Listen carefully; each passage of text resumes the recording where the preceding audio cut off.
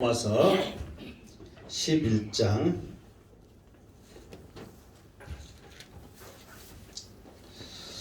로마서 11장 오늘은 25절부터 할 차례죠.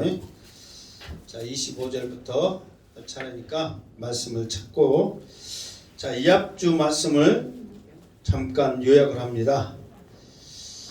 사도 바울은 우리 이방인들을 무슨 감람나무라고 그랬어요? 돌감람나무다. 유대인들은 무슨 감람나무라고 했어요? 참 감람나무다. 뭐 기분 나쁘지만 이거는 어쩔 수 없는 사실이다.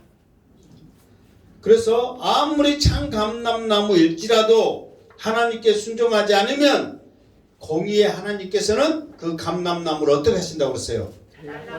잘라버리고 던져버린다.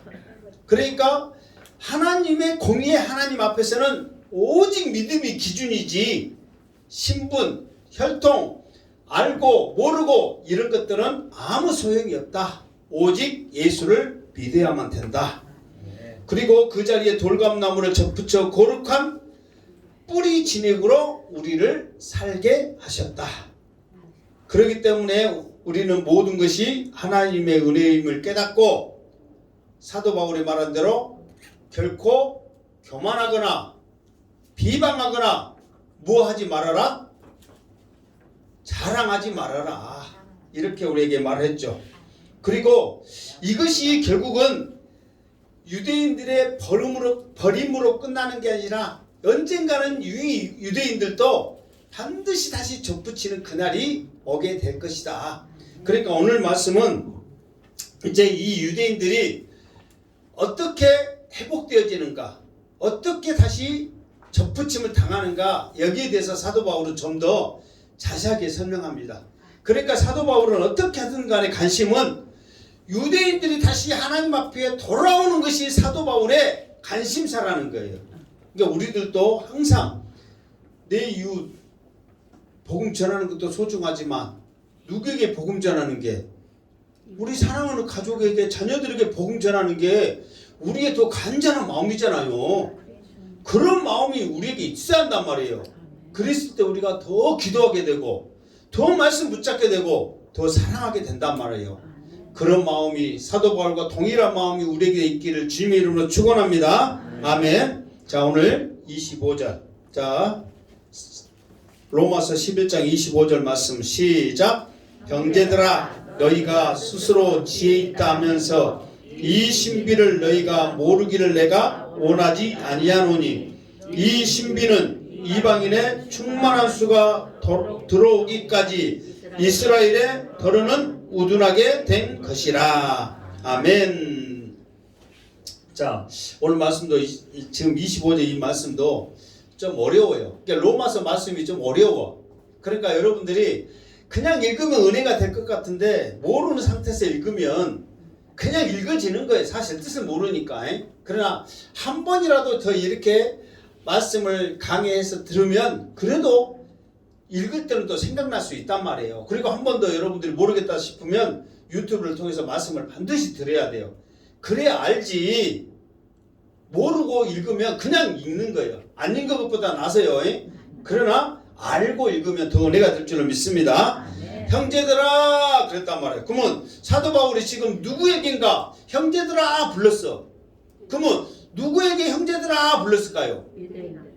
그러니까 자, 우리는 사도 바울이 형제들 부형들이야 했을 때 무조건 유대인들에 지금까지 그랬거든요. 그러니까 여기서도 형제들아 그러니까 유대인일 거야 그렇게 생각한단 말이에요. 근데 아니란 말이에요. 여기서는 로마 교회의 믿음의 형제들에게 지금 형제들아 부르고 있단 말이에요.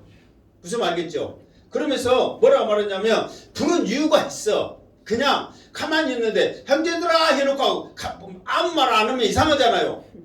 부른 이유가 있단 말이에요. 이유가 뭐냐? 자, 형제들아 그러면서 너희가 스스로 지혜 있다 하면서, 그러니까 이방인들도 이 앞에 보면은 자랑도 하고 비방도 하고 막 교만도 하고 막 그러잖아요. 그러다 보니까 내가 똑똑해서 그럴지 알아서 그러지, 그러면서 오늘 말씀 뭐예요?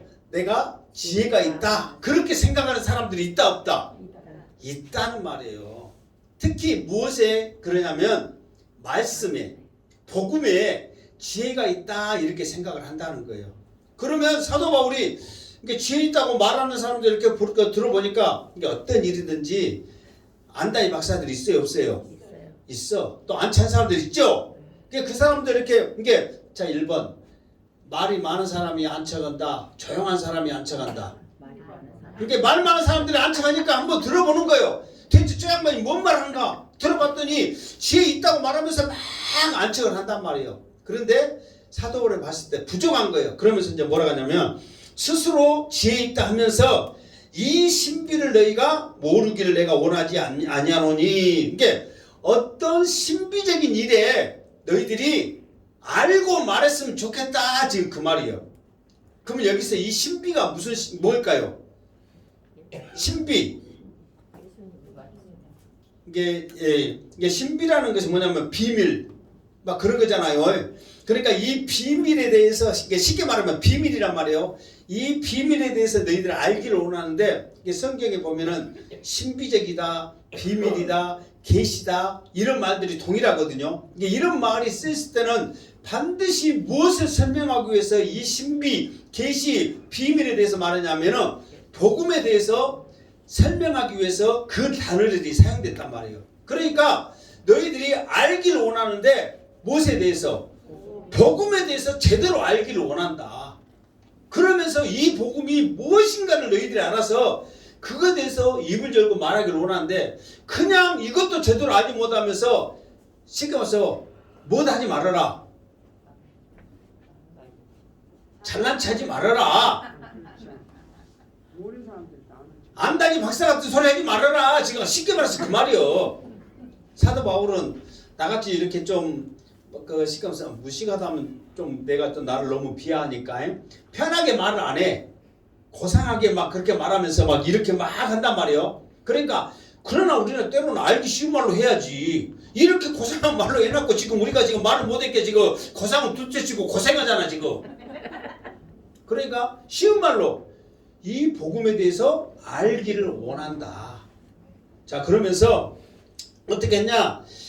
이 복음은 그러니까 이 복음의 신비 이거는 뭐냐 그러면은 이방인의 충만한 수가 들어오기까지 이스라엘의 덜어는 우둔하게 된 것이다. 이게 지금 사도 바울은 지금 우리가 지금 그 3주를 거쳐서 지금 11장을 하잖아요. 그러니까 따로따로 떨어진 것 같은데 계속 연속선상에 있단 말이에요. 그러면서 지금 시기는 어떤 시기냐? 이방인들이 말 그대로 충만하게 지금 돌아오는 시기예요. 그러니까 복음만 들으면 이게 복음만 전하면 그 복음을 들은 사람들은 기쁨이 충만해가지고 막 온 성이 들어올 정도로. 그러니까 우리나라도 마찬가지잖아요. 지금 이제 복음의 그 연수가 지금 100년인데 우리나라도 지금은 좀 더디했지만은 옛날에는 얼마나 많은 이 복음의 그 대부흥의 역사들이 일어났냐 말이에요. 그러니까 이방인들은 지금도 그러잖아요. 다른 어떤 곳에 복음이 떨어지면 그 복음이 떨어지는 곳에 놀라운 역사들이 일어났고 수많은 사람들이 돌아온단 말이에요. 그러니까 아직까지도 시기는 어떤 시기냐면 이방인들에게 복음만 떨어져도 그곳에 수많은 사람들이 돌아오는 시기란 말이에요. 시기. 그게 비밀이란 말이에요. 그런데 그러면 왜 그게 유대인들과 무슨 상관이 있느냐? 그러면 뭐예요? 유대인들을 지금 우둔하게 하게 하는 시기고 이방인들은 돌아오는 지금 충만하게 돌아오는 시기다. 이게 뭐다? 이게 그렇지. 이게 비밀이란 말이에요. 너희들이 왜 이거에 대해서 말하냐면 이방인들은 그렇거든요. 우리들이 똑똑하고 잘 알고 또 너희들은 감람나무에서 끝까지 나가니까 우리 접붙이라고 하나님이 꺾었다 막 그러면서 아는 척을 막 한단 말이에요. 그러니까 사도 바울이 그게 아니란 말이야. 지금 너희들이 이렇게 하는 것은 그 신명기 32장의 말씀처럼 유대인들과 이방인들이 충만하게 돌아오고 하나님께서는 유대인들에게 얼굴을 돌려버리시고 이방인들의 하나의 대사 돌아오게 하고 유대인들에게는 지금 우둔한 마음을 줘서 아직 돌아오는 시기가 아니라는 거예요. 무슨 말겠죠? 그걸 알아라. 그러면서 나중에 쭉 말하는데 그 시기가 되면은 이스라엘 백성들이 하나님 앞에 놀랍도록 돌아오는 시기가 있을 것이다. 이게 지금 사도 바울이 말하는 뭐다? 신비, 비밀이다 이 말이에요. 이게 우리도 나중에 내가 좀 그 말이 나오거든요. 지금 쭉 나가다 보면 이게 여러분들이 지금 복음화율이 정통 유대인들만 하면 2%입니다. 그리고 전체적인 유대인과 하면 10% 정도 되는데 언젠가는 이스라엘의 복음이 다시 60%, 70%, 90%까지 되는 역사가 반드시 있을 것이다. 왜? 마지막 때 현상이 지금 마지막 때 비밀의 모습이 그 모습이요. 왜? 땅끝까지 충만한 일이 반드시 있어야 돼. 그게 마지막이 되는 거예요. 복음이 마지막 때까지 그것에 들어가지 않으면 마지막이 안 된단 말이에요. 그러니까 지금 우리가 마지막 때가 주님 곧 오십니다. 주님은 이 시간에 오시옵소서. 아무리 우리가 기도하고 부르짖은들 이스라엘의 구원이 이루어지지 않으면 주님 오신다 안 오신다? 안 오신다는 거예요. 이게 바로 뭐다? 신비? 비밀이다 이 말이에요. 아멘. 자, 그 다음에 26절 시작. 그리하여 온 이스라엘이 구원을 받으리라. 기록된 바 구원자가 시온에서 오사 야곱에게 경건하지 않는 것을 돌이키시겠고 27절까지 내가 그들의 죄를 없이 할 때에 그들에게 이루어질 내 언약이 이것이라 함과 같으니라. 아멘. 그러면서 바로 나오죠. 그리하여 이 말은 지금은 이방인들이 충만한 시기고 유대인들은 우둔한 시기지만 그리하여 이 시즌이 끝나면 하나님의 이 비밀이 풀어지면 뭐예요? 온 이스라엘이 구원을 받으리라 말하고 있단 말이에요. 여기서 온 이스라엘 전체가 구원받는 게 아니라 온 이스라엘이 구원받았다 할 정도로 많은 사람들이 돌아온단 말이에요. 그러니까 우리도 그러잖아요. 어떤 일에 100% 다 이루어져서 거기에 어떤 일이 다 일어나 버렸어. 그게 아니라 많이 일어나면 다 일어났다고 그렇게 말을 하잖아요. 지금 그와 똑같은 현상이란 말이에요. 100% 있는 게 아니라 다 일어났자 할 정도로 수많은 사람들이 수많은 역사들이 일어나게 될 것이다. 그러면서 이거에 대해서 기록을 했어. 누가 기록을 했어요? 어디에 기록되어 있어요? 아니 기록된 바 했잖아요. 내가 항상 말했죠. 기록된 바 그럼 어디에? 구약에 기록됐단 말이에요. 구약 어디에 기록되어 있어요? 좀 밑에 보니까 응? 59장 20절 이하. 그러면 지금 누가 말을 한 거예요? 이사야 선지자가 말을 한 거예요. 지금 뭐라고 말을 했어요? 시작.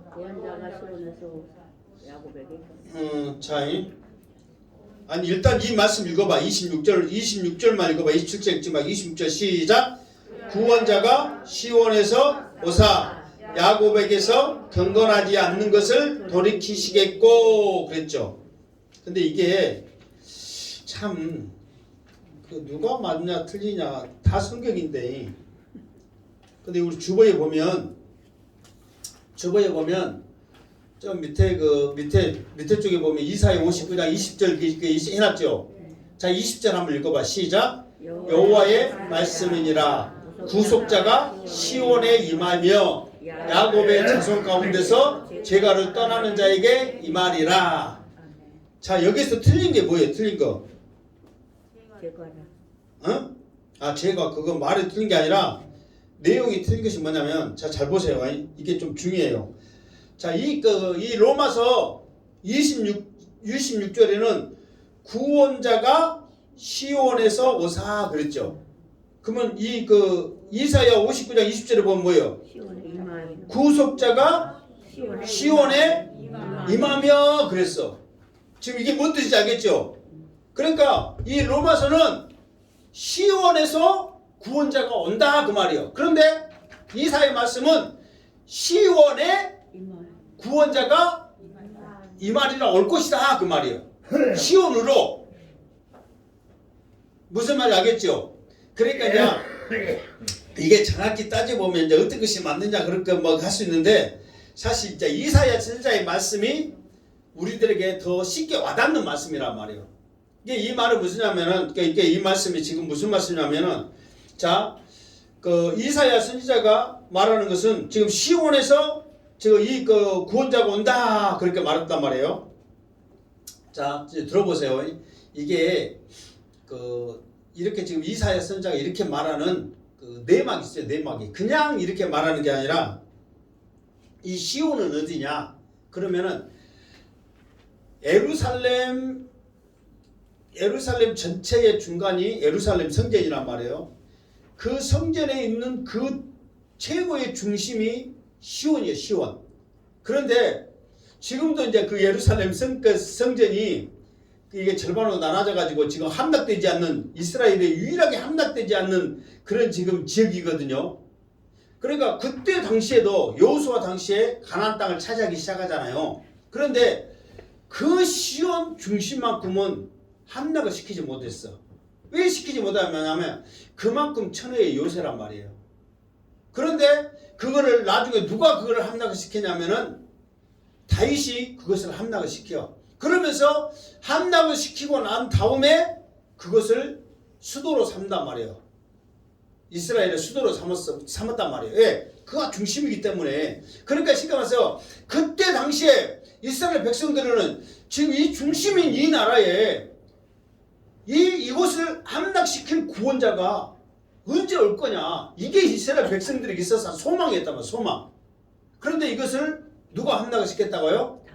다윗이 함락을 시켰단 말이에요. 그러니까 다윗이 너무 기쁜 나머지 이곳에 수도를 삼는 거예요. 그러니까 이스라엘 백성들은 이 시온을 해방시킬 구원자가 임하여 주시옵소서 이렇게 기도를 한단 말이에요. 무슨 말 알겠죠? 그러니까 이제 사도 바울은 이 말을 더 인용해서 이 시온을 구원시킨 구원자이신 그 구원자가 우리에게도 다시 임하여 주시옵소서. 그러니까 이제 시온은 함락이 됐잖아요. 다윗을 통해서 이게 일단 구원이 됐죠. 그런데 그것을 허락하신 구원자가 시온으로부터 다시 우리에게 임하여 주시옵소서 이렇게 말을 한다 이 말이에요. 무슨 말 알겠죠? 그러니까 이사야 선지자가 말한 그것도 사실이고 사도 바울이 지금 우리에게 말한 그것도 사실이다 이 말이에요. 이게 이런 역사적인 그런 시간에서 흐름이 있어서 지금 그 시온이라는 것이 우리는 그냥 어떤 환상적인 장소라 생각하지만 이스라엘 백성들에게 있어서 반드시 차지할 중심지였단 말이에요. 그런데 그거를 구원자를 통해서, 그러니까 다윗도 예수님의 예표잖아요. 그 구원자를 통해서 함락을 하고 그 함락시킨 그 하나님께서 우리에게도 역사하여 주시옵소서 믿음으로 지금 고백하고 있다는 거예요. 그런데 자, 이 말씀이 시온에서 오사 야곱에게 경건치 않는 것을 돌이키겠고 그러면서 이 구원자가 어떤 모습으로 우리에게 오냐? 그러면은 그 주보를 보시면 그 성경에서는 고엘 제도 그러면서 잠깐 이렇게 설명을 했죠. 자, 이거에 대해서 잠깐 설명하면 그러니까 이제 구원 그러면은 우리를 죄에서 구원하실 이것이 예수님의 그 메시아 사역이기 때문에 구원자가 우리를 죄에서 구원하신다 이거지만 이스라엘 백성들에게는 좀 더 이것을 와닿기 위해서 고엘이라는 제도를 통해서 이게 이렇듯이 너희들에게 해방시킬 구원자가 나오실 것이라는 제도를 통해서 구원자를 예표를 했단 말이에요. 그러니까 여기서 말하는 구원자는 뭐냐 그러면 자, 이것입니다. 자, 주보에 말한 대로 가난한 형제가 빚 때문에 종으로 팔려가게 되었을 경우 가까운 친척이 그 빚을 갚아줌으로써 그 종에게 해방시켜준다. 그리고 또 형제가 자신의 토지를 팔았을 경우 가까운 친척 일정인가 값을 치러주고 그 토지를 돌려받게 된다. 자기 형제가 죄 지었을 때 그 죄를 또 얻게 해주고 또 살해했을 경우에도 이것들을 보수가 된다. 그게 내가 어려운 지경에 있을 때 내 가까운 누군가가 나를 그거에 대해서 지금에서 구원해 주는 거예요. 이걸 고엘 제도라는데 여기서 말한 구원자가 그런 의미란 말이에요. 그러니까 이 고엘이라는 것에 쓰였을 때 누구에게 가장 정확히 세워졌냐면은 보아스 있죠. 보아스가 누구예요? 그 룻의 남편. 그 룻의 남편 보아스. 그러니까 시가서 원래는 이 엘리 그 집안이 장자 집안이란 말이에요. 그런데 그 이방 땅으로 가가지고 쫄딱 망해가지고 남자들 다 죽고 가부 둘이만 지금 돌아오잖아요. 그러니까 대를 이을 수가 없어. 그러니까 이 대를 이을 만한 나를 구원해 줄 사람 누가 있냐. 그랬을 때 보아스가 나타나서 그 가문의 대를 이어준단 말이에요. 그런데 그 가문의 대를 이어줄 때 내 이름을 드러내지 않냐고 그 가문이 쭉 이어지도록 자기는 희생을 하는 거예요. 무슨 말이겠죠? 그게 아무 조건 없이 값도 없이 빚도 없이 도와주는 게 바로 구원자의 역할이란 말이에요. 그러니까 여기서 구원자는 이 고엘과 같이 우리에게 어떤 조건도 제시하지 않냐고 빚도 이름도 어떤 대가도 치르지 않냐고 그저 우리에게 모든 것을 주시는 분을 구원자라 그런단 말이에요. 그 분이 바로 예수님인 줄 믿습니다. 아멘. 그러니까 예수님 우리에게 아무것도 원치 않잖아요. 그래서 값없이 받았사오며 너희들도 값없이 주라. 너희들이 그냥 조건 없이 받았잖아요. 이 구원자를 지금 말하고 있는데 시온에 임할 구원자는 그런 구원자이고 그 구원자가 우리의 구원자가 돼야 된다. 지금 그렇게. 그러니까 사실 이 말은 굉장히 어려운 말이기 때문에 이 고엘 제도만 갖고도 사실 몇 시간 해야 돼요. 이 짧은 시간으로 끝날 일은 아니야. 근데 그래서 오늘 고엘 제대로 알고 넘어갑시다 하면은 이것만 갖고 2시 넘어가는데 한번 해봐? 여러분 하기를 원하셔요? 그러면 구약 성경 어디 해갖고 히브리 뭐 해갖고 한번 해볼게. 여기 나도 헬라고 받고 있어갖고 왔어요. 나도 잘 모르니까 하려면 하고. 이게 그런 제도가 있었다 그 말이에요. 아멘. 자, 나중에 또 이제 하게 될 거 있을 거예요. 아마 이 고엘 제도, 고엘이란 이것들 지금 우리는 듣도 보도 왔잖아요, 사실. 이게 계속 듣고 이제 그렇게 할 거예요, 아마. 자, 그런 제도가 있었다. 자, 그러면 왜 바울은 이 말을 인용을 했을까요? 그러니까 지금 구약에 있는 말을 지금 바울이 인용을 한 거잖아요. 왜 이 바울은 이 말을 인용을 했냐면은 이 고엘 제도, 이 구원자는 생명이 끊어질 사람들에게 생명을 준단 말이에요. 대를 이익게 한단 말이에요. 그러니까 그 구원자이신 참 구원자이신 예수님이 우리의 생명을 잇게 하시는 거예요. 끊어진 게 아니라 하나님의 그 구원의 역사를 계속 잇게 하시고 나중에 나오지만 이게는 실패가 아니다. 하나님께서는 반드시 이방인을 통해서라도 하나님의 그 역사가 이루어갈 것이고 하나님을 배반한 유대인들도 반드시 하나님께로 돌아올 것이라는 것을 말하기 위해서 지금 이 말씀을 인용을 하고 있다 그 말이에요. 그래서 이게 사도 바울은 참 영안으로 대단한 사람이에요. 이 인용하는 말 한마디 구절 하나하나가 정말 그 성령의 인도하심을 받지 않으면 그 말씀들을 어떻게 끄집어서 우리들에게 설명을 할 수 있을 것 같아요. 이런 지혜가 성령께서 사도 바울에 주신 것 같아요. 이게 여러분들도 복음을 전하고 뭔가에 대해서 기도를 하려면 말씀을 많이 알아야 돼. 그래야 성령이 그 말씀 아는 것을 생각나게 해서 그 말씀으로 내 입술로 고백하게 하는데 아무것도 몰라.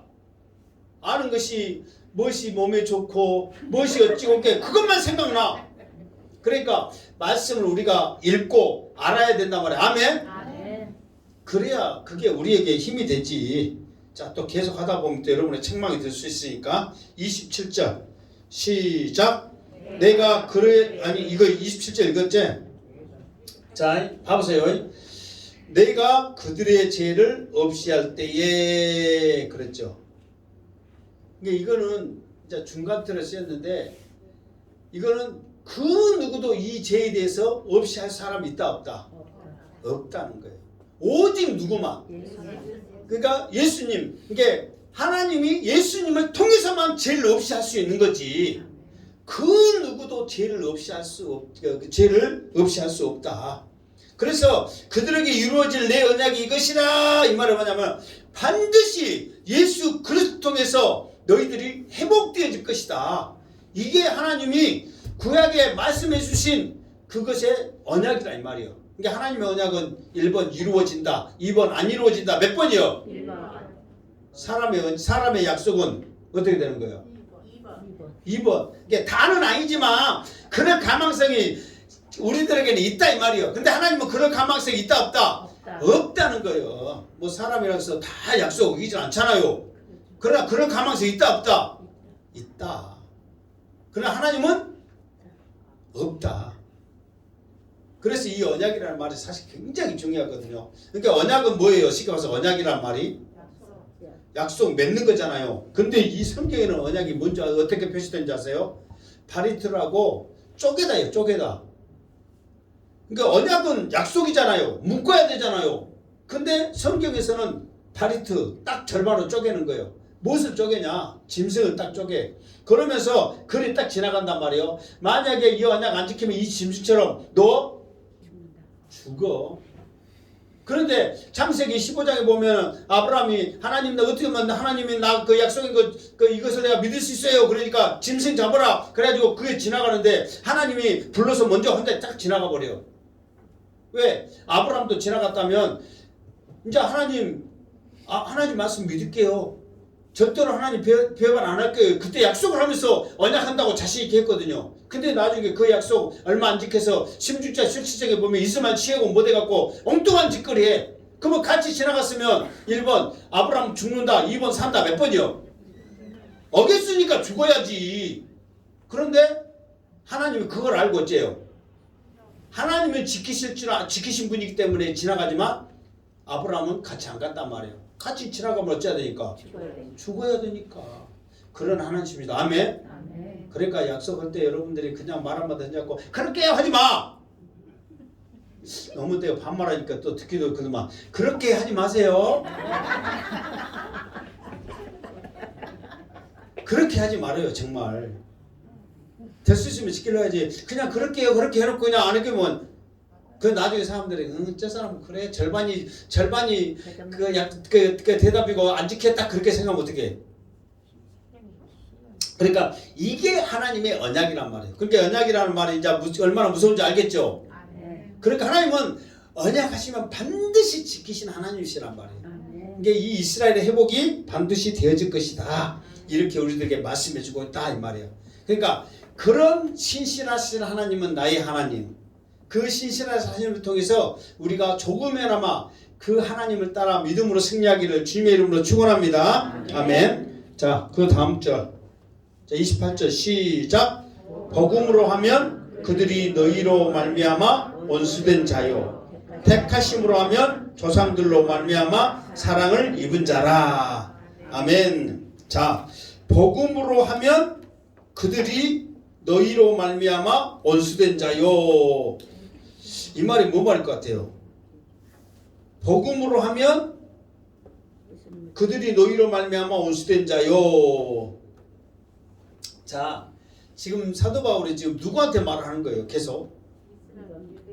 응? 그렇죠. 아까 지금 형제들아 그랬잖아요. 이게 지금 아침에도 그러지만 지금 누구한테 무엇에 대해서 말하고 있는지를 알아야 돼. 이게 지금 누구한테 말을 하는 거예요? 로마 교회 지금 이게 시골에서 믿음의 형제들, 이방인들에게 말하는 거예요. 이방인들에게. 이게 이방인 그러면 안 믿는 이방인이 아니라 믿는 이방인이야. 그냥 그거를 이방인이라 하는 거예요. 지금 쉽게 말해서 말할 때마다 믿는 이방인 하기는 그러니까 지금 이방인들에게 말을 하는 거예요. 그러면서 이스라엘에 있어서 두 가지 관점으로 이야기를 한단 말이에요. 첫 번째 관점은 뭐냐? 그러면은 복음으로 말하는 거예요. 복음. 자, 복음으로 하면 그들이 너희로 말미암아 원수된 자요. 그러니까 복음을 딱 들이대니까 유대인들은 너희하고 뭐다? 원수다. 원수다. 1번 사이가 좋다. 2번 사이가 나쁘다. 몇 번이요? 2번. 사이가 나빠. 원수 보면 어떻게 해요? 살려야 돼? 죽여야 돼? 그러면 예나무로 다서 만나면 어떻게 해야 돼? 죽여야 돼? 안아줘야 돼? 양반들이 지금 정신을 못 차리네 지금. 일단 한번 예나무다리 한번 가봅시다. 원수를 사랑한다겠죠. 자, 그러니까 말이 좋지. 진짜 원수 만나봐. 근데 지금 이게 쉬운 일이 아니란 말이에요. 지금 우리가 아는 것하고 현실하고 틀려. 그러니까 지금 이 원수된 자유 하면은 지금 유대인들하고 이방인들하고 이 지금 관계가 지금 쉬운 관계가 아니에요 지금. 그러면 왜 이렇게 그러면 원수가 돼버렸냐? 그러면 다시 말해서 뭐냐면 지금 아담 아래에 있는 모든 사람들은 제 아래에 있기 때문에 죄인이란 말이에요. 그런데 이방인들이 유대인들은 복음을 안 받아들였는데 이방인들은 복음을 받아들였단 말이에요. 그러니까 이제 이방인들은 복음을 받아들였고 하나님의 자녀가 됐어. 여전히 유대인들은 복음을 받지 않기 때문에 죄 가운데 있단 말이에요. 그러니까 결국은 유대인들 입장에서 시기나고 질투하는 그런 안 좋은 관계일 뿐만 아니라 이 원수된 자요 그러면은 누구하고 원수되어서 자동적으로 이방인 원수가 됐냐면 유대인과 하나님이 지금 원수된 거예요. 원수. 그런데 그 원수가 보이지 않는 하나님 앞에는 뭐라 못하니까 보인 이방인들과 나쁘면서 그렇게 원수가 돼버린 거예요. 무슨 말 알겠죠? 그러니까 우리도 그러잖아요. 아버지 꼴비 싫으면 자식 어째? 자식도 꼴비 싫어와. 그러니까 아버지한테 얼마 못하니까 자식들한테 막 해꾸질하면서 막 그러잖아요. 그건 똑같은 꼴이 지금 그렇게 되는 거예요. 왜? 복음을 받아들이면 자기들도 하나님과 하나가 되면서 될 건데 자기들은 거부하면서 하나님과 원수되니까 자연적으로 복음을 받아들인 이방인들과도 원수가 돼버렸다 그 말이에요. 이스라엘이. 자, 두 번째 택하심으로 은사란 거예요. 하나님이 선물을 줬기 때문에 잘한 거예요. 아무나 잘한 게 아니란 말이에요. 여러분들도 그러죠. 잘한 게 있고 못한 게 있고 그러잖아요. 그러니까 못한 것은 말하지 마라. 잘한 것은 하나님이 어떻게 하셨다? 선물로 그걸 주셨기 때문에 잘한 거예요. 그러니까 여러분들이 못한 것 해가지고 왜 저 사람 저게 잘하는데 나는 이렇게 못하게 해가지고 열받는 무대에서만 관심 갖지 마시고 내가 저 사람이 못하는데 내가 쬐까라도 조금이라도 뭔가를 잘할 것인가에 대해서 여러분들이 관심 가셔서 하나님 앞에 감사하시기 바랍니다. 그것이 우리의 발전의 모습이지 못한 거 말하면 화나. 뭔지 알겠죠? 그래서 하나님이 우리에게 은사를 주셨는데 그래서 고린도전서 12장에 보면 은사장이라고 막 굉장히 많습니다. 그러니까 여러분들도 은사 많이 받아야지. 그런데 우리가 두리뭉실하게 말하는 그거 말고 성경에 말하는 은사를 받아야지. 그러면 고린도전서 12장을 쭉 읽어보시면 이거 은사가 계속 나온단 말이에요. 그 중에 제일은 사랑이야말로 최고의 은사예요. 왜? 모든 것을 덮어버리니까 모든 것을. 자, 그래서 이스라엘 백성들에게 이런 은사를 준대. 왜 이것에 대해서 말하냐? 그러면은 그게 사랑받고 또 하나님께서 주시는 이 모든 걸 통해서 그들이 행하는데 지금 이스라엘 백성들 유대인들이 하나님을 지금 그 복음을 믿어요, 안 믿어요? 안 믿는단 말이에요. 그러면 하나님이 지금 그들을 택하여 주시고 하나님이 그들에게 메시아를 주시고 복음을 주신 이런 모든 것들이 다 하나님의 선물 은사란 말이에요. 그러면 하나님이 하시는 일에 후회하시니까 부르심에 그게 은사와 부르심 이것에 대해서는 그러면 실패했기 때문에 하나님이 그러면 잘못했네 후회하시겠네. 그러네 결국은 이게 후회하심이 실패하심이 아니라는 거예요. 이거에 대해서 말하는 거예요. 자, 우리가 이제 로마서에 보면 8가지 축복이 있다고 그랬잖아요. 이게 여러 가지 은사들이 이렇게 쭉 줬단 말이에요. 우리가 아까 특권 말했잖아요. 이게 이 정도로 하나님이 부어주시는 거예요. 그 선물을 주시면서. 그럼에도 불구하고 이스라엘 백성들이 복음을 받아들이지 않으니까 이방인들로서는 비방할 만 하잖아요. 그리고 자기들은 나타난 능력들을 보면 자랑할 만 하잖아요. 그러면은 이스라엘을 택하신 오늘 말씀처럼 부르신 하나님의 그 모습에는 하나님 후회하실 것 같은데 저렇게 비방하고 저렇게 안 믿고 욕하고 우리를 죽이려고 그러고 우리는 막 은혜가 넘치고 막 하는데 우리를 택했으면 얼마나 우리가 잘했겠냐 그 말은 그렇게 지금 할 만해요 안 해요? 한단 말이에요. 그거에 대해서 사도 바울의 답은 뭐예요? 후회하심이 없다. 후회하심이 없다. 그러면서 자, 왜 이 말에 대해서 후회하심이 없느냐? 그러면은 조금 전에도 말했지만은 반드시 너희들이 지금은 충만하게 돌아올 시기다. 그러니까 너희들에게 그런 역사들이 나고 수많은 이방인들이 지금 복음으로 인해서 주께로 돌아오는 것은 맞다 틀리다? 맞단 말이에요. 충만하게 돌아온 것은 엄청나게 헤아릴 수만큼 없을 만큼 돌아온단 말이에요. 그러면은 이스라엘 백성들은 그럼 내버려 두느냐? 그게 아니라 너희들이 충만하게 돌아옴으로 이스라엘 백성들은 너희들을 보면서 어떻게 한다고 했어요? 예? 그렇지, 시기한다고 그랬잖아요. 그 시기로 말미암아 남은 몇 사람이라도 돌아오게 될 건데, 그 사람들이 돌아오면서 아까 지금 말했잖아요. 많은 이스라엘 백성들이 돌아오게 될 것이다. 근데 그게 사도 바울이 말한 게 아니라 마지막 때 현상이 반드시 이스라엘 백성들의 복음의 회복이다 이 말이에요. 그러니까 우리들이 이제 주님 오실 그날을 생각하면서 무엇까지 우리가 바라야 되나, 사도 바울이 말씀을 통해서 지금 구약에 있는 말씀을 풀어서 지금 시즌이 어떤 시즌인지를 지금 알아가고 있잖아요. 우리도 지금 마찬가지예요. 아, 이스라엘 나라에 복음이 들어간, 지금 선교사들은 수없이 들어가 있습니다. 이스라엘에. 그러면서 그 선교사들이 들어간 이유가 뭐예요? 그들에게 복음 전하러 들어갔잖아요. 이렇게 복음을 전하고 이방인들에게 지금 지그들이 잘 알고 있는 이 말씀을 이방인들에게 듣고 있으니 자기들도 얼마나 식이 났냐 말이에요. 그러니까 실제로 지금 여기서 듣고 있는 그 이광수 선교사님 아들이 뭐 호주 전에 한번 말했잖아요. 호주에 있는데 유대인 그 탈무드 뭐 가르쳐 유대인들에게 복음 전한다고 그랬잖아요. 그들도 관심 갖고 지금 그런 역사들이 일어나고 있는 거예요 지금. 그러면서 그들에게 복음이 들어가면서 이렇게 지금 예수께 돌아오는 역사가 일어날 때 그때가 언제다? 마지막 때란 말이에요. 이걸 우리가 영적으로 이제 바라볼 시기다 이 말이에요. 아멘. 그러니까 우리들이 이제 마지막 때가 언제입니까? 주님 언제입니까? 막 그렇게 하는 것도 세상에 지금 막 빨리빨리 돌아가는 현상, 또 막 사랑이 식어가고 기근 전쟁이 일어나고 막 이런 것들도 시기이지만 복음이 지금 전파되지는 이 과정이 마지막 때의 흐름을 우리에게 말씀해 주고 있다는 거예요. 그러니까 이스라엘에게 우리가 이스라엘에 관심을 갖는 것이 당연해요, 안 해요? 당연해. 비록 멀리 떨어져 있지만 이스라엘의 구원이 나하고 관계가 있단 말이에요. 전혀 동떨어진 이야기가 아니란 말이에요. 이거를 지금 우리에게 말하면서 그 부르심에는 후회하심이 없느니라. 사도 바울이 이걸 보고 확신하는 거예요. 아멘. 자, 30절 시작. 너희가 전에는 하나님께 순종하지 아니하더니 이스라엘이 순종하지 아니함으로 이제 궁의를 입었는지라. 자, 너희가 전에는, 이게 너희가 누구예요? 너희가 이방이 지금 그걸 제대로 알고 있어야 돼요. 너희가 누구예요? 이방인. 이게 정신 못 차리면은 지금 형제들아 했을 때 유대인이고 너희가 했을 때도 이거 누구요?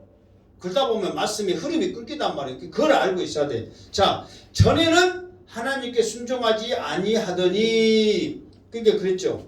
전에 언제 말하고 있는 거예요? 구약시대 예수님과 복음을 몰랐을 때는 하나님께 순종했어요? 안 했어요? 안 했어. 당연하지.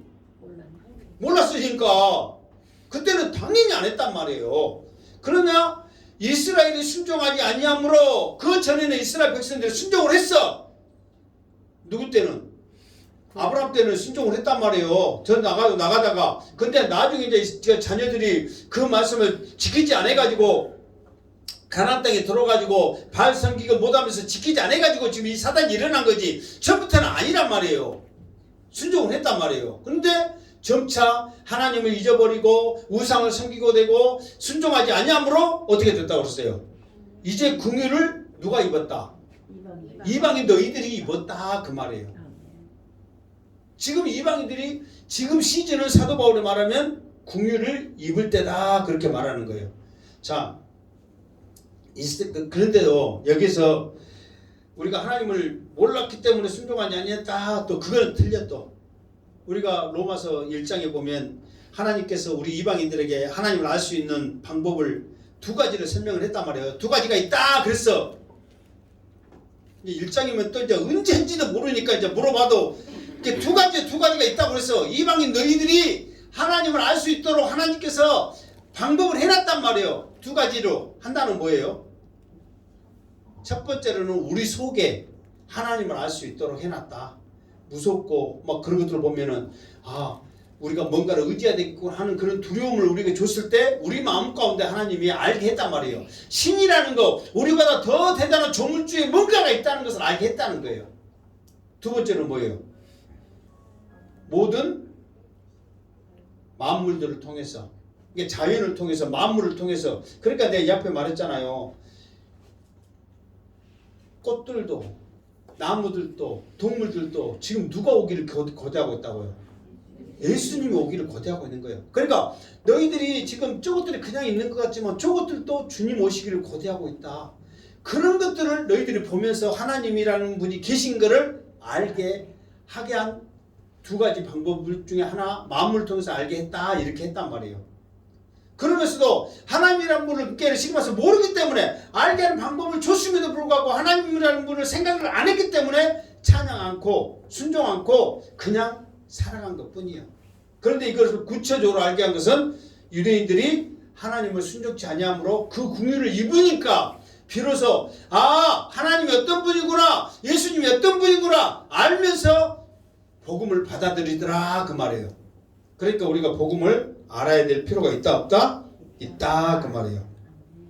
자, 그러면서 이스라엘 백성들이 하나님이 아닌 우상을 섬기게 되니까 어떤 일이 일어나느냐, 이게 쉽게 말해서 신명기 32장 이 말씀을 로마서 이 쭉 끝날 때까지 어느 정도까지는 꾸준히 알고 있어야 돼요. 왜 알고 있어야 되냐면 지금 이 신명기 32장 이 말씀이 지금 계속 지금 이루어지고 있잖아요.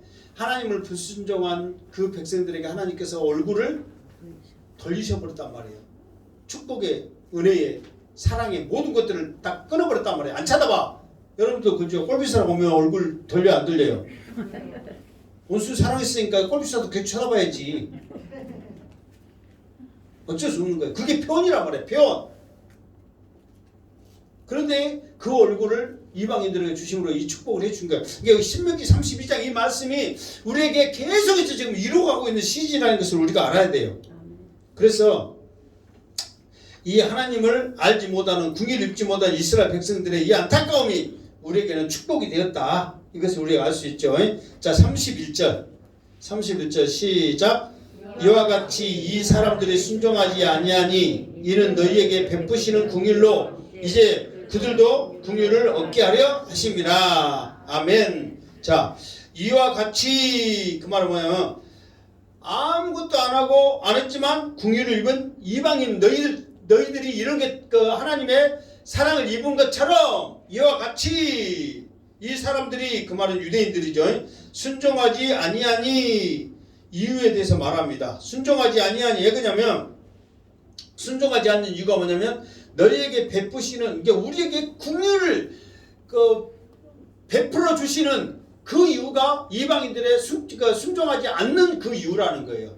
그러니까 이방인들과 이스라엘이 순종하지 아니하므로 그 대가로 우리에게 하나님이 긍휼을 베푸셨다.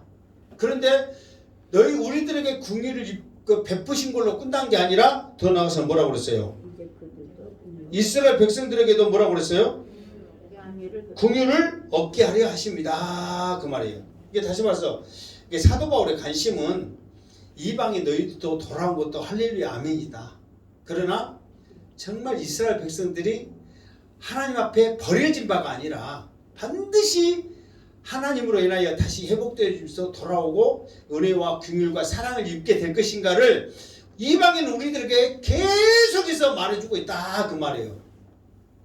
이것이 하나님의 비밀이다. 그렇게 하면서 계속해서 말해주고 있다. 이게 우리도 이스라엘 가가지고 행해나 유대인들 받고 그 하나님을 모른다 어쩐다 말할 수는 있어. 그렇지만 하나님의 최종 목적지는 이스라엘이다. 이것을 지금 알아라고 꾸준히 말하고 있는 거예요. 자, 그럼 32절 시작. 하나님이 이 모든 사람을 순종하지 않은 가운데 가두어 두심은 모든 사람에게 긍휼을 베푸려 하심이로다. 아멘. 모든 사람을 그랬어요. 이 모든 사람은 누구를 말할까요? 먼저는 이방인과 이스라엘 자손에게 다 말한 거예요. 믿는 사람들 이렇게 모든 사람들을 다 말하는데 순종하지 아니하는 가운데 가두어 두심은 그랬어요. 이게 쉽게 말해서 여기서 우리가 좀 헷갈릴 게 뭐냐면은 지금 하나님이 지금 가뒀다는 거예요, 안 가뒀다는 거예요? 가뒀다는 거잖아요, 이 말에 의하면. 근데 이게 아니야. 지금 이 말 그대로 말하면 하나님이 지금 순종하지 않는 어떤 곳에 가뒀다 그런 거잖아요. 가둔 게 아니라 그냥 지금 이스라엘 백성들과 이방인들 원래 이방인이 원래의 모습을 순종했어요, 안 했어요? 안 했어. 이스라엘이 지금 순종해요, 안 해요? 안 해. 그냥 내버려 두신 거예요. 그러면 알아서 지금 순종 않고 있는 그곳에 누가 있는 거예요? 지금 모든 사람들이 있는 거예요. 지금 하나님이 그곳에서 하나님께서 끌어내사든가 사랑을 베푸신 게 아니라 그냥 누구한테 내버려 뒀던 것처럼, 혹시 생각나고 누구를 내버려 뒀던 것처럼, 이렇게 말하면 생각나면 참 할렐루야 아멘이 바로를 내버려뒀던 것처럼 그랬잖아요. 강팍해 하는 바로를 강팍한 대로 내버려뒀다 그랬잖아요. 혹시 생각 안 나세요? 안 나요? 생각나신 분들은 할렐루야 아멘이지만 안 나신 분들은 어쩔 수 없어요. 그러니까 바로가 원래 강팍하다니까 이게 강팍한 대로 내버려뒀다 그 말이에요. 그런 것처럼 그냥 순종하지 않는 그 모습에 내버려두는 거예요. 이게 갇힌 것은 누가 갇힌 거예요? 우리 스스로가 갇힌단 말이에요. 그러니까 그 갇힌 것에 왜 하나님 우리를 가뒀어요 어쨌어요 할 말이 없어. 내버려 두신 거예요. 그냥 무슨 말 알겠죠? 얼마 동안 내버려 두셨을까요? 이스라엘은 그 내버려 두신 기간이 몇 년일까요? 응? 600년. 그러니까 언제부터냐면 쉽게 말해서 아브라함에게 그 약속한 이후부터 이스라엘 백성들이 사실 순종치 않았어요. 아브라함도 사실 순종하지 않았고 계속해서 믿게 한 거잖아요. 그러니까 아브라함부터 다윗부터 예수님까지 구약 시대는 아예 순종치 않게 내버려 뒀단 말이에요. 그 몇 년이에요? 그 기간이 4,000년이에요. 2000년 그러니까 4,000년. 지금 예수님부터 우리까지 몇 년이요? 2000년이잖아. 그러니까 지금 총 6,000년이 지금 흘러가는 거예요 지금. 그러니까 이방인들에게는 우리 이방인들에게는 4,000년이에요 지금. 하나님을 전혀 모르니까. 유대인들은 예수님이 주신 그때부터 예수님을 받아들이지 않으니까 지금까지도 받아들이지 않는 이 유대인들은 2000년이고. 그러니까 이런 수많은 기간 동안 그냥 순종하지 않는 대로 하나님 내버려 두신 거예요. 그런데 우리 사람들은 하나님 우리를 가둬놨다. 그 모습 가운데 우리를 지금 붙잡았다. 이렇게 말할 뿐이라 이 말이에요. 무슨 말 알겠죠? 자, 그러면서 자, 그 33절 시작.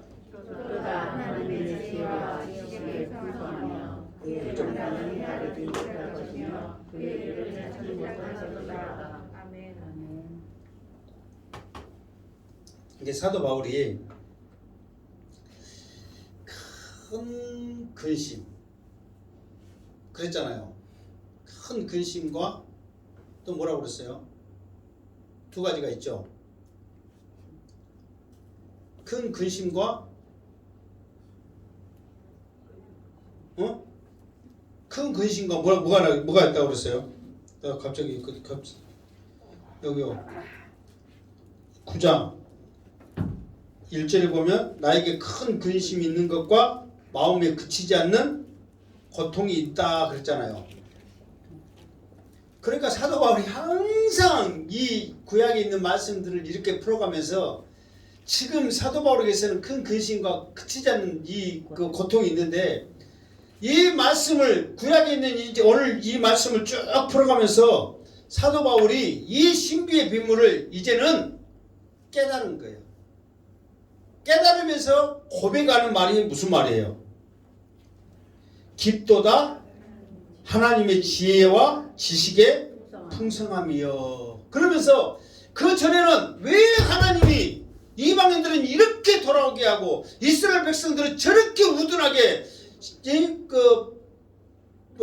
그 심령 무슨 심령이라고 써요? 어떤 심령? 혼미한 심령. 뭔 말 좀 해보죠.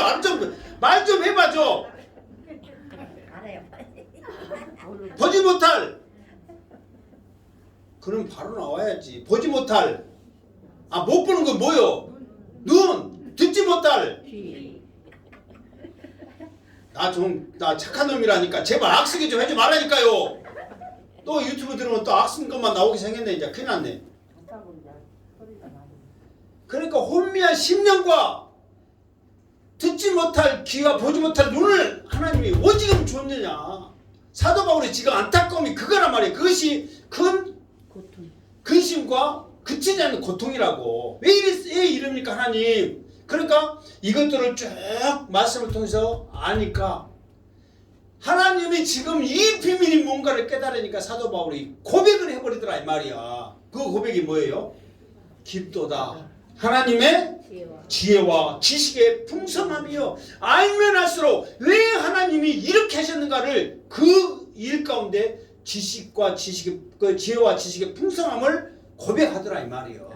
그러면서 그의 판단은 헤아리지 못할 것이며 그의 길을 찾지 못할 것이로다. 그러니까 사도 바울이 이 고민, 그치지 않는 이 고통이 해결됐어요, 안 됐어요?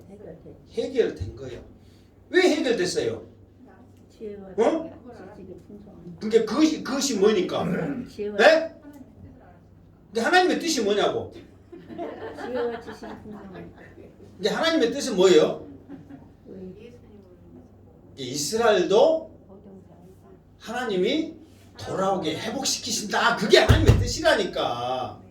그러니까 또 바울은 지금 이스라엘 백성들이 지금 구원받는 그것이 큰 고통이고 근심이잖아요. 그런데 이방인들이 막 풍성하게 돌아온 것만 생각하니까 그것만 보니까 가슴이 아파.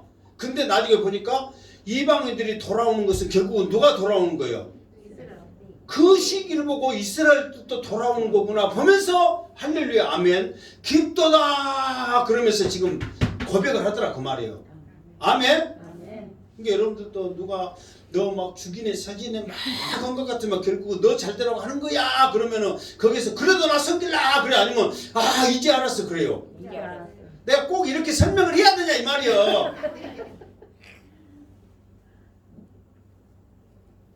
자 그러니까 사도 바울이 이렇게 쉽게 말해서 깨닫는 순간 이거는 하나님의 하나의 사도 바울의 찬양의 고백입니다. 그냥 말로만 그런 게 아니라 막 다윗이 춤을 추면서 그 벗개를 맞으며 했던 것처럼 이 오묘한 진리를 깨달으니까 그냥 자기도 모르게 기쁨의 고백이 찬양이 흘러나오는 거예요. 우리도 그러잖아요. 그게 지금 이렇게 흘러나왔다 그 말이에요. 자 그러면서 이 고백을 더 좀 이렇게 쉽게 말해서 더 좀 깊게 표현한 것이 34절 시작. 누가 주의 마음을 알았느냐 누가 그의 모세가 되었느냐 35절 누가 주께 먼저 들여서 갚으심을 받겠느냐 아멘. 그러니까 쉽게 말해서 이런 놀라운 하나님의 이 신비적인 이거를 누가 주의 마음을 아냐 말이야. 이걸 누가 알겠냐. 그러면서 누가 그의 모사가 되었느냐 이 말은 뭐냐면 모사가 뭐예요? 모사 응? 어? 지략? 체락? 뭐라고 그런다? 내가 잘 안 들려고. 지략? 어? 계략? 아니 이제 그 마스크 써갖고 못 알아본 거예요. 내가 기가 나쁜 게 아니고. 자, 이게 모사 그러면은 누가 생각나요? 그러면 모사하면 누가 생각나? 그렇지. 제갈공명이랄지 그 닭들인지 꽁털인지 몰라갖고 이렇게 부채 만들어갖고 이렇게 갖고 하늘의 이치를 보니까 무엇이 일어날지잉조 막 한장도 돼 있죠. 그런 사람들을 이제 모사라고 그러고 또 군사라고 그러고 또 뭐라고 그래? 책사라고 그러고 막 그러잖아요. 그런 사람들을 톡 틀어서 모사라 그런단 말이에요. 그러니까 쉽게 말해서 하나님의 이 비밀은 놀라운 이 일을 누가 어쨌다 가르쳐주고 누가 지금 알려줬냐 그 말이요. 뭔가 이해되죠? 그러니까 하나님이 하는 이 일을 그 하나님의 마음을 누가 아냐? 두 번째 그 모사 누군가가 하나님 앞에 조언을 해줘갖고 하나님이 지금 이 일을 했느냐 그게 아니란 말이에요. 하나님이 스스로 하신 것이다 그 말이에요. 내가 이렇게 악순 이유를 알겠죠? 그리고 세 번째 누가 주께 먼저 드려서 갚으심을 받겠느냐. 이게 쉽게 말해서 뭐냐면 이방인들도 유대인들도 나중에 이 구원의 회복이 있다고 했어요? 없다고 했어요? 있다고 그랬는데 이거요. 이제 언젠가는 구원 받잖아요. 그랬을 때 하나님 내가 하나님 앞에 열심히 할 테니까 나중에 나 구원시켜줘. 그러면서 누구한테 돈 좀 찔러주고 나 하나님 구원시켜줘. 그러니까 내가 뭔가를 해서 뭔가를 원해서 하나님이 그걸 구원을 주셨느냐 그게 아니다는 거예요. 뭔가 이해되겠죠? 그러니까 내가 왜 누가 마음을 알았느냐, 누가 모사가 되었느냐, 누가 먼저 들어서 갚으시를 받겠느냐, 그 이유를 설명한 이유인지를 뭔지 알겠죠? 이런 것들이 전혀 아니다. 하나님의 놀라운 여기 말하는 사도 바울이 말하는 놀라운 지혜와 뭐라고 했어요? 지식의 풍성함이다. 그 누구가도 뭔가를 해서 얻은 것도 아니요, 누가 말해서 한 것도 아니고 그 마음을 알아서도 아니다. 오직 하나님의 지혜와 지식의 풍성함이다. 지금 그 말 설명하려고 지금 하고 있다 그 말이에요. 자, 36절 시작. 이는 만물이 그의 주께서 나오고 주로 말미암고 주께로 돌아감이라. 그에게 영광이 세세에 있을지어다. 아멘. 자, 이 말하면 만물이 주에게서 모든 것들이, 모든 계획, 모든 것들이 주님으로 말미암아 나온다 그 말이에요. 그리고 두 번째, 주에게서 나오고 주로 말미암고 주에게로 돌아갑니다. 이 말은 뭐냐면은 이게 주님 앞에서 나오지만 모든 것이 결국은 누구한테 돌아가는 거예요? 주님께 돌아간단 말이에요. 그러니까 처음과 끝, 시작도 끝도 이루시는 분이 누구다? 주님이시다. 그러니까 이 되어지는 일, 모든 일을 보니까 이 지혜와 지식의 이 풍성함의 이 모든 것들을 보니까 이게 주님 얘기했을 때는 이제 하나님하고 똑같아요. 하나님으로부터 나오고 이 모든 지금 와서 결론, 이런 풍성함과 이런 축복과 이런 은혜와 모든 영광은 다 누구에게 돌아가더라? 하나님께로 돌아가더라. 이거 그러니까 지금 와서 하나님이 시작해갖고 하나님이 끝마치니까 결코 실패함이 없다 그 말이에요. 이거를 사도 바울이 깨달고 나서 뭐라고 그랬어요? 고백이 그에게 영광이 세세에 있을지어다 그랬단 말이에요. 그러니까 이 오묘한 비밀, 이 복음의 흐름을 아니까 하나님 앞에 세세토록 영광을 받아 주시옵소서. 이 세세토록 영광을 받아 주시옵소서. 이 고백이 어디서 한지 아세요?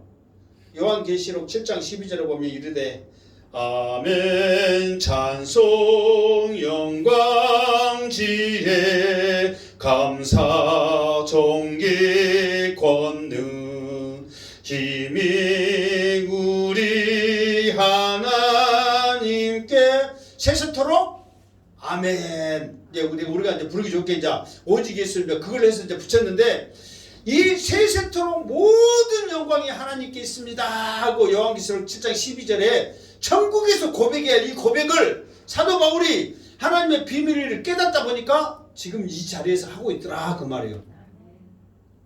이게 사도 바울이 지금 막 이렇게 막 흥분하고 막 찬양할 정도로 열광하는 이 지금 모습을 알겠죠?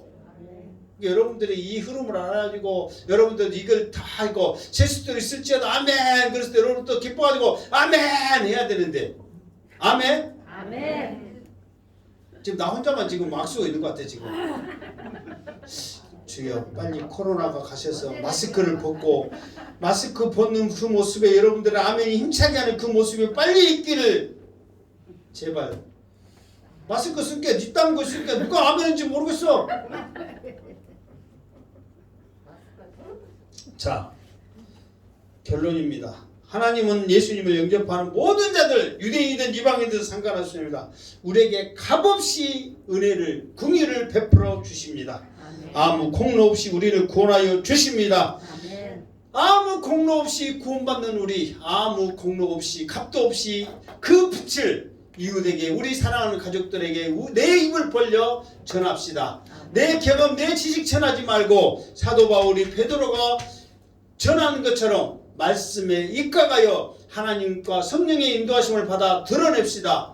반드시 사도 바울처럼 그 사람이 생각지도 않는 그 사람이 하나님 앞에 주님 앞에 돌아올 때에 나도 모르게 하나님 앞에 할렐루야 찬송하며 고백할 날이 분명히 있을 것입니다. 아멘. 그날을 생각하면서 믿음으로 승리하시기를 주님의 이름으로 축원합니다. 아멘. 기도하겠습니다. 거룩하신 하나님 감사합니다. 사도 바울의 이런 풍성함의 놀라운 고백이 나의 고백이 되어지게 하여 주시옵소서. 예수님의 이름으로 기도드립니다. 아멘.